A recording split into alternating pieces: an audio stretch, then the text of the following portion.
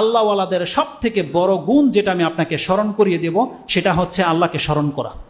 দেখেন, আল্লাহ সুবহানাহু ওয়া তাআলাকে আপনি অধিক মাত্রায় স্মরণ করবেন, আপনার যে কোনো পেরেশানি কেউ জানে না, আল্লাহ জানে। আর আল্লাহ সুবহানাহু ওয়া তাআলা সব কিছু দূর করতে সক্ষম।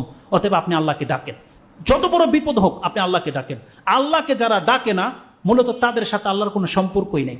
সে যতই বলে আমি আল্লাহর ওলি, আমরা যদি আল্লাহকে না ডাকি তাহলে জেনে নেন এই সালাত, এই ইবাদত, এগুলো সারশূন্য। তার মানে ইবাদতের মধ্যে সবচেয়ে শ্রেষ্ঠ ইবাদত হচ্ছে আল্লাহকে ডাকা, যখন তখন আল্লাহকে ডাকা। আপনি আল্লাহকে ডাকেন মানে আপনি আল্লাহর গোলাম, এটা প্রমাণ হচ্ছে। কিন্তু আপনি যদি না ডাকেন, তার মানে আপনি যেমন আপনার পার্টনার আরেকজন ব্যবসায়ীর কাছে কোনো কিছু হেল্প নেন না, তার মানে কি আপনি তার সমকক্ষ, তার মতন আপনিও গনি, মানে স্বাবলম্বী। যদি আপনি আল্লাহর কাছে না চান, ব্যাপারটা এমনই হবে যে আপনি হয়তো আল্লাহর কাছ থেকে মুখ ফিরিয়ে নিয়েছেন। একটা ছোট্ট কথা মনে পড়ে গেছে, বলে দিই। আইয়ুব আলাইহিস সালাম সম্পর্কে আপনি জানেন, তিনি কিন্তু বাদশাহ ছিলেন, জানেন। আল্লাহ তাকে ওঢেল দিয়েছিল। কোনো একদিন রহমতের বৃষ্টি হচ্ছে, আর বৃষ্টির মধ্যে পঙ্গপাল, তাও স্বর্ণের। এটা বুঝেন, এটা বুখারী মুসলিমের হাদিস থেকে আপনি নিয়ে নেন।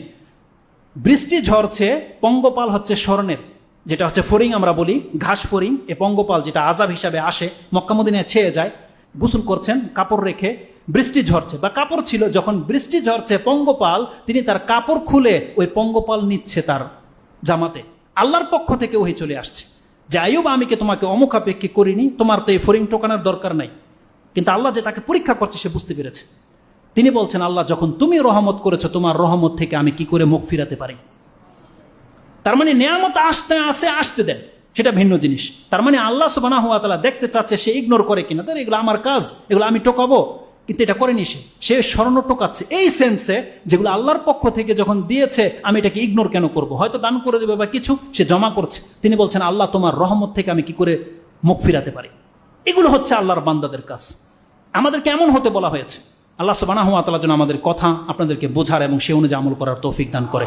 আল্লাহ সুবহানাহু ওয়া তাআলা যে বিপদ আমাদের উপরে দিয়েছো, আল্লাহ এই বিপদ আমাদেরকে ধৈর্য ধারণ করার তৌফিক দান করো, এবং এর চেয়ে উত্তম জীবন তুমি আমাদেরকে দান করো। আল্লাহ, যে উদ্দেশ্য তুমি এই বিপদ আমাদেরকে দিয়েছো, সেই উদ্দেশ্যের জন্য হাসিল হয়, আমরা যেন তোমার মুখী হতে পারি এবং আমাদের পাপ যেন মিটে যায়। আল্লাহ আমাদেরকে তাদের অন্তর্ভুক্ত করো যাদের পাপ মিটে যাবে। সুবহান রাব্বিকা রাব্বিল ইজ্জাতি আম্মা ইয়াসিফুন ওয়া সালামুন আলাল মুরসালিন আলহামদুলিল্লাহি রাব্বিল আলামিন। আসসালামু আলাইকুম ওয়া রাহমাতুল্লাহি ওয়া বারাকাতুহু।